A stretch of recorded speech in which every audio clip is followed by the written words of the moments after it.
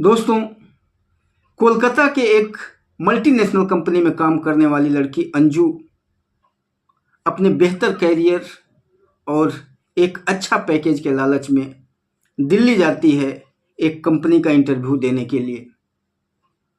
उसे उस कंपनी से ऑफ़र मिला था और उस ऑफ़र को एक्सेप्ट करते हुए उस कंपनी में पहुंचती है और इंटरव्यू के लिए अपने बारी का इंतज़ार कर रही होती है।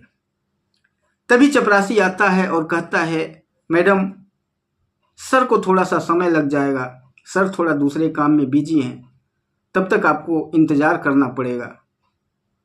अगर आप कहें तो मैं आपको चाय या कॉफ़ी पिला देता हूँ। अंजू कहती है कि अगर हो सके तो एक कॉफ़ी पिला दीजिए, और वो चपरासी उसे ले आकर के एक कॉफ़ी देता है।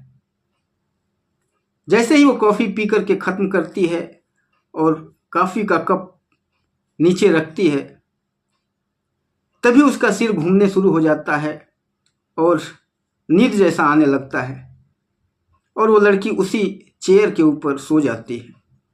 दोस्तों, वो चेयर पर सो जाती है। उसके बाद कुछ समय के बाद उसे पता चलता है कि वो उस जगह से उठ करके एक बिस्तर पर पहुंच चुकी है, जहां पर उसके पास कई लोग आ रहे हैं, कई लोग जा रहे हैं। उसके दिलो दिमाग पर उस नशे का इतना ज़्यादा असर हो चुका था कि उसकी आंखें खुल रही थी और बंद हो रही थी। वो आने जाने वाले लोगों को महसूस कर रही थी, उसके साथ कुछ घट रहा है उसको महसूस कर रही थी, लेकिन वो उसके मुंह से आवाज़ नहीं निकल पा रहा था। ये सिर्फ उस नशे का असर था। उसे इस तरीके का कोई नशा दे दिया गया था कि वो महसूस कर सकती थी, देख सकती थी, लेकिन कुछ बोल नहीं सकती थी। दोस्तों, उसकी आंखें कभी खुलती हैं, कभी बंद हो जाती हैं। वो देख रही थी और महसूस कर रही थी कि अभी तक उसके साथ 15 लोगों ने शारीरिक संबंध बना चुके हैं। 15 लोग उसके शरीर के साथ खेल चुके हैं। इसके बाद जब उसकी आंख बंद होती है तो उसे कुछ पता नहीं चलता है कि कितने लोगों ने उसके साथ शारीरिक संबंध बनाया। और जब फिर दोबारा उसकी आंख खुलती है तो वो उस बिस्तर से उठ करके एक कोठे पर पहुंच चुकी थी और वहां पर भी उसके साथ यही सलूक किया जा रहा था, यही काम किया जा रहा था। एक व्यक्ति आ रहा था तो दूसरा जा रहा था। दोस्तों, जब वो बोलने की कोशिश करती है तो उसे मारा जाता है। जब वो पानी मांगती है तो उसे पानी नहीं दिया जाता है। जब वो खाना मांगती है तो उसे खाना नहीं दिया जाता है। वो कहती है कि कम से कम एक वस्त्र दे दो जिससे कि मैं अपना शरीर ढक सकूं, लेकिन उसे वस्त्र भी नहीं दिया जाता है। उसे दिया जाता है तो सिर्फ मार। दोस्तों, बहुत ही विचित्र और बहुत ही दिल को दुखी करने वाली ये घटना थी। इस कहानी को, इस स्टोरी को इस वीडियो के माध्यम से मैं विस्तार से आपको बताने की कोशिश करूंगा। उससे पहले मेरा आप सब से विनती है कि कृपया इस चैनल पे अगर नए होंगे तो चैनल को सब्सक्राइब कर लीजिएगा, वीडियो को लाइक कर दीजिएगा और अपने दोस्तों को शेयर कर दीजिएगा। दोस्तों, तारीख होता है जून 2019।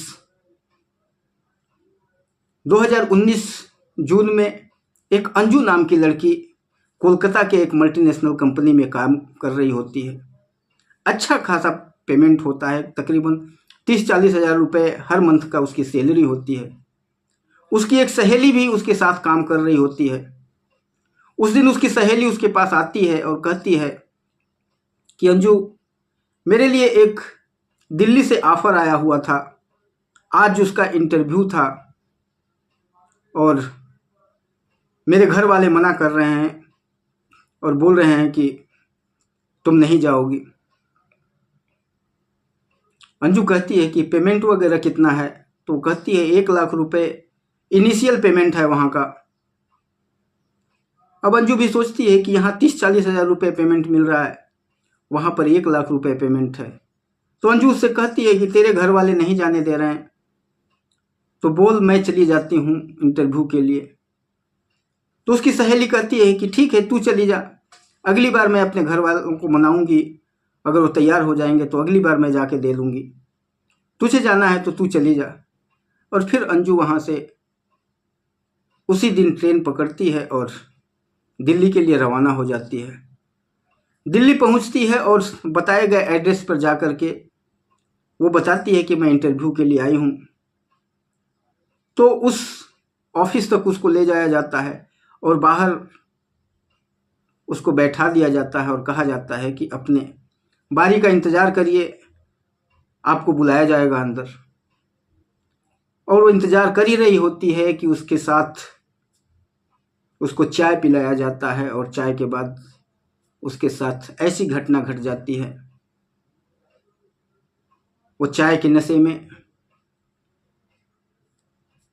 उसको नशा आ जाता है और फिर वहाँ से उसको वहीं की कंपनी के किसी ऑफिस में ले जाया जाता है और वहाँ से उस कंपनी के 15 कर्मचारी, जहाँ तक उसने गिनती किया था, जब तक उसको हल्का हल्का होश था तब तक का उसने गिनती किया था, तो 15 लोगों ने उसके साथ शारीरिक संबंध बना चुके थे। उसके बाद की कोई गिनती नहीं कितने लोगों ने बनाया। और जब वो बेहोश हो गई तो वहाँ से उठा करके कब उसको जीबी रोड के कोठा नंबर 68 पर पहुँचा दिया गया उसको पता नहीं। जब उसकी आंखें खुलती है तो वो जीबी रोड के कोठा नंबर 68 पर अपने आप को पाती है। वहाँ भी उसके साथ यही सलूक किया जा रहा था, क्योंकि वो देखने में काफ़ी सुंदर थी, पढ़ी लिखी थी। जो भी उस कोठे पर आता था सबका डिमांड यही होता था और ये हल्ला करती थी, शोर करती थी, मना करती थी ऐसे संबंध बनाने के लिए। तब उसको इंजेक्शन दिया जाता था, उसको दवाइयाँ दी जाती थी, उसको पीटा जाता था, उसको उसकी शारीरिक इच्छाओं के जागृत करने के लिए वैसे टैबलेट्स उसको खिलाए जाते थे, वैसे इंजेक्शन दिया जाता था कि वो शोरगुल न करे और लोगों के साथ शारीरिक संबंध बनाए। इस तरह से उसकी समय बीत रहा होता है, उसके साथ दरिंदगी होती रहती है। उस कोठे की जितनी भी लड़कियां थी, जो भी औरतें थी, उनको कहीं भी आने जाने का छूट था, लेकिन इसको उस कोठे से बाहर कदम रखने तक के लिए भी छूट नहीं था, क्योंकि वो वहाँ रहना नहीं चाहती थी। ये वहाँ पर शोर मचाती थी, इसके साथ जो ज्यादती की जाती थी उसके लिए विद्रोह करती थी। लेकिन दोस्तों, समय जब करवट लेता है और समय जब बदलता है तो बाकी चीज़ें कुछ ठीक होने लगती हैं। इसके पास एक व्यक्ति आता है और इसके साथ अपनी शारीरिक संतुष्टि की प्राप्ति करता है। जब पहली बार आता है, दूसरी बार आता है, उसके बाद बातचीत से पता चल जाता है कि ये कोलकाता की है और जो व्यक्ति वो आ रहा था वो भी कोलकाता का था। उसका घर वहीं के करोल बाग में था। उस व्यक्ति को अब इसका सानिध्य बहुत अच्छा लगता था। वो जब भी आता था तो इसी के पास आता था। अब इसका अंजू का परमानेंट कस्टमर हो गया था वो। जब बार बार वो आने लगा तो इन दोनों में बातें भी होने लगी, दोनों में घनिष्ठता बढ़ गई, क्योंकि दोनों ही कलकत्ता के रहने वाले थे। दोनों का लैंग्वेज एक था, दोनों लैंग्वेज में बात करते थे। एक दिन अंजू उससे रिक्वेस्ट करती है और कहती है कि किसी भी तरह से एक बार मेरे भाई को फ़ोन कर दो। वो अंजू को मना करता है और कहता है कि नहीं, मैं नहीं करूँगा, अगर इन लोगों को पता चल जाएगा तो ये लोग मुझे भी मार डालेंगे। जब ये ऐसी बातें करता है तो अंजू उसके पैरों पर गिर जाती है, उसको पैरों को पकड़ लेती है और कहती है कि सिर्फ एक बार सिर्फ मेरे भाई को फ़ोन कर दो। फिर ये व्यक्ति कहता है कि सिर्फ एक बार करूँगा, इसके बाद मैं कभी नहीं करूँगा। और बात कुछ भी होती है, मेरा नाम बीच में नहीं आना चाहिए। अंजू कहती है कि आपका कोई भी नाम नहीं आएगा, कुछ भी नहीं होगा। फिर ये जाता है और अपने घर जाता है तो इसके भाई को फ़ोन करता है। अपने भाई का नंबर अंजू ने इसको दे दिया था और ये फ़ोन करता है तो कहता है कि तुम अंजू के भाई बोल रहे हो। उधर से आवाज़ आती है वो बेचैनी में कि इतने दिनों के बाद, 2.5-3 महीने के बाद अंजू के बारे में कौन पूछ रहा है। उसका भाई कहता है, हाँ मैं अंजू का भाई ही बोल रहा हूँ, आप बताइए कौन बोल रहे हैं, कहाँ से बोल रहे हैं। तो ये व्यक्ति कहता है कि आपको मैं अपना एड्रेस नहीं बता सकता हूँ, मैं अपना नाम नहीं बता सकता हूँ, लेकिन ऐसी ऐसी बात है, आपकी जो बहन है वो जीबी रोड के कोठा नंबर 68 में है, उसके साथ बहुत ही ज्यादती हो रही है। अगर उसे बचाना चाहो तो बचा लो, लेकिन बहुत सजग होकर के तुम्हें आना पड़ेगा, नहीं तो तुम्हारी भी ज़िंदगी जा सकती है और उसकी भी ज़िंदगी जा सकती है। उसका भाई कहता है कि आप कहाँ रहते हैं, आप एक बार बस अपना जगह बता दीजिए, मैं एक बार आपसे आकर के मिलना चाहता हूँ। तो ये बता देता है कि मैं करोल बाग में यहाँ पर रहता हूँ, आकर मिल लो। दूसरे दिन उसका भाई वहाँ पहुँच जाता है, करोल बाग में जाता है, उससे बातचीत करता है तो वो काफ़ी चीज़ें इसके भाई को समझाता है और कहता है कि बहुत ही सजग होकर के जाना, क्योंकि यहाँ के पुलिस वाले भी उन कोठे वालों से मिले हुए रहते हैं और जो ऐसा किसी को छुड़ाने और बचाने की कोशिश करता है तो ये लोग उसको मौत देने में भी बिल्कुल आगे पीछे नहीं करते हैं और पता भी नहीं चलता आपकी डेड बॉडी कहाँ चली गई। इसलिए बहुत ही सजग होकर के और बहुत सावधानी से जाना, नहीं तो तुम्हारी भी ज़िंदगी को खतरा है और तुम्हारी बहन को भी। उसका भाई आता है और आने के बाद सीधे उस कोठे पर पहुंचता है। कोठे की मालकिन के पास जाता है और कहता है कि मुझे एक सुंदर लड़की की ज़रूरत है। वहाँ पर जितनी भी लड़कियाँ और औरतें थी सबको खड़ा कर दिया जाता है, सबको एक तरफ से देखना शुरू कर देता है और सबको रिजेक्ट करता रहता है। जब सबको रिजेक्ट कर देता है तो कहता है मुझे कोई भी पसंद नहीं है। तो कोठे की मालकिन कहती है कि एक लड़की है मेरे पास, अभी 2-2.5 महीने ही हुआ है आए हुए, लेकिन उसका इतना ज़्यादा डिमांड है कि वो हमेशा कस्टमर के साथ ही रहती है, अभी भी कस्टमर के साथ वो बिजी है। तो कहता है कि कोई बात नहीं, मैं उसका इंतज़ार कर लूँगा, उसको आने दो। तो मकान मालकिन, जो कोठा मालकिन होती है, वो कहती है कि उसके एक्स्ट्रा पैसे लगेंगे उसका, जब तुम इंतज़ार करोगे, और वैसे भी वो इस कोठे की सबसे महंगी है, उसके पास जाने के लिए लाइन लगी रहती है, और उसका जब तुम इंतज़ार करोगे तो तुम्हें डबल पैसे देना पड़ेगा। तो कहता है उसका भाई कि ठीक है, मैं डबल पैसे देने के लिए ही तैयार हूँ, लेकिन मैं उसी के साथ जाऊँगा। तब तक उसकी बहन का दरवाज़ा खुलता है और वो बाहर निकलती है। जैसे ही बाहर निकलती है और अपने भाई को अपने सामने देखती है और भाई अपनी बहन को देखता है, जब दोनों की आंखें एक दूसरे से मिलती हैं तो दोनों का भाव बदल जाता है। दोस्तों, बहन चाहती है कुछ अपने मुंह से बोले, भाई भी चाहता है कि कुछ बोले, लेकिन उस समय को, उस परिस्थिति को देख करके भाई इशारे से अपने बहन को रोकता है। और फिर जैसे ही उसकी बहन देखती है, अब उससे बर्दाश्त नहीं होता है, वो सोचती है कि कुछ भी मेरे ज़ुबान से निकल जाएगा या मेरे हाव भाव, मेरे आंखों से आंसू बह जाएंगे तो ये लोग देख लेंगे, समझ जाएंगे। वो पीछे मुड़ जाती है और अपने रूम में घुस जाती है और फिर पीछे पीछे उसका भाई उस कमरे में चला जाता है। जैसे ही भाई कमरे में जाता है, दरवाज़ा बंद करती है और दोनों एक दूसरे को पकड़ करके रोने लगते हैं। भाई अपनी बहन के मुंह को बंद करता है और कहता है, बहन अभी रो मत जोर से, इन लोगों को पता चल जाएगा तो फिर कुछ नहीं हो पाएगा, रो मत, आराम से शांति से रहो और तुम अपनी बातें बताओ, कैसे तुम यहाँ पर पहुँच गई। अंजू सारी बातें बताती है कि कैसे उस कंपनी से मैं इंटरव्यू देने के लिए यहाँ आई थी और ये सब लोग मिले हुए थे, जो वहाँ से, जो मेरी सहेली ने बताया था, मुझे लगता है वो भी मिली हुई थी इन लोगों के साथ, और ये इंटरव्यू करने वाले भी सब मिले हुए थे। सब इन लोगों का फ्रॉड था, किसी न किसी लड़की को फंसा करके कोठे तक पहुंचाने, ये इन लोगों का धंधा है। और वो हम समझ नहीं पाई और मैं इंटरव्यू के लालच में यहाँ आ गई। मुझे एक चाय दिया गया और चाय पीने के बाद मैं बेहोश हो गई। मेरे साथ पहले वहाँ पर 15-20 लोगों ने शारीरिक संबंध बनाया और उसके बाद फिर ले आकर के इस कोठे पर बेच करके चले गए।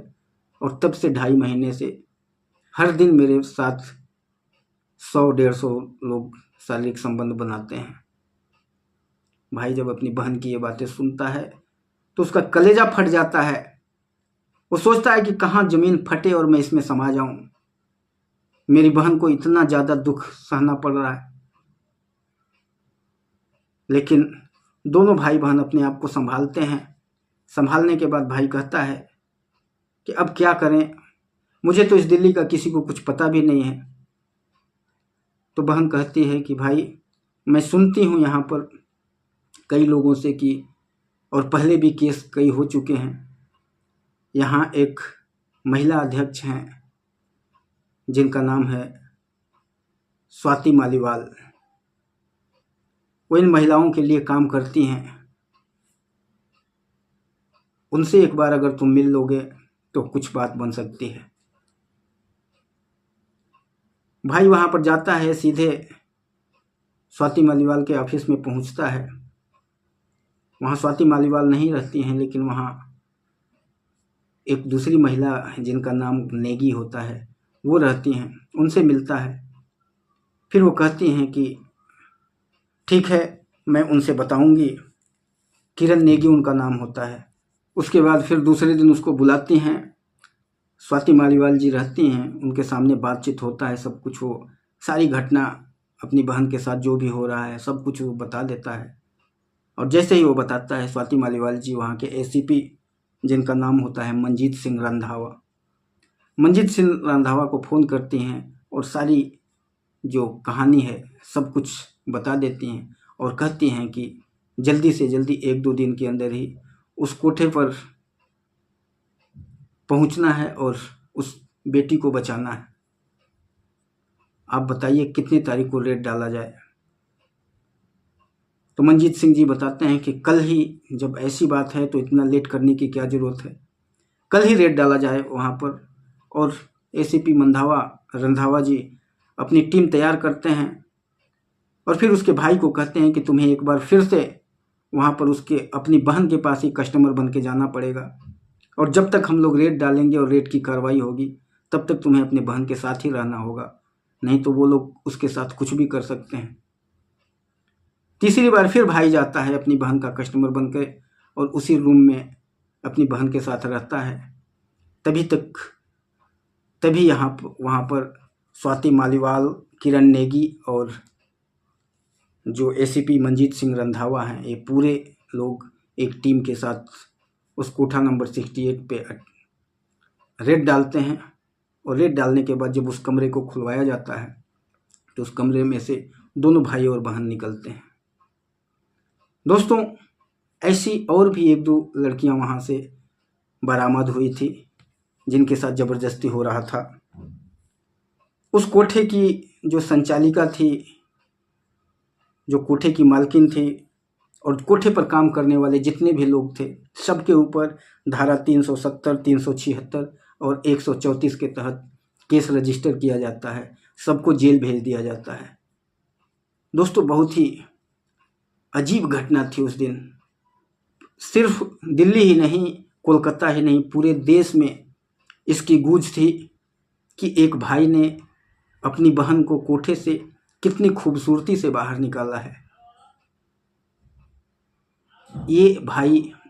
एक भाई ने और अपनी बहन को एक रक्षाबंधन का कितना सुनहरा गिफ्ट दिया था। दोस्तों, रक्षाबंधन आने वाला है, इसलिए मैंने सोचा था ये स्टोरी आपके सामने पेश करना ज़रूरी है। जितने भी पेपर, जितने भी न्यूज़पेपर है, काफ़ी समय तक सारे न्यूज़पेपर, सारे चैनलों पर यही न्यूज़ चल रहा था कि जीबी रोड से एक भाई ने अपनी बहन को बड़ी ही खूबसूरती से बाहर निकाला। दोस्तों, इस तरह से उस भाई ने अपनी बहन को उस नर्क की ज़िंदगी से बाहर आज़ाद किया और आज उसकी बहन की शादी हो चुकी है, उसके बच्चे हैं, परिवार खुशहाल है, खुशीपूर्वक अपना जीवन यापन कर रहे हैं। दोस्तों, ये कहानी आपको कैसी लगी? एक बार फिर से आप सबको रक्षाबंधन की ढेर सारी बधाइयाँ, और आप सब भाइयों को यही सोचते हैं कि आप सबके अंदर उतना ही जोश जज्बा हो कि आपकी बहन अगर कभी भी विकट परिस्थिति में हो तो उसे उस परिस्थिति से बाहर निकलने का हौसला, उसे निकालने का हौसला आपके पास होना चाहिए। दोस्तों, कहानी को ख़त्म करते हैं, फिर मिलेंगे किसी और वीडियो में। तब तक के लिए नमस्कार।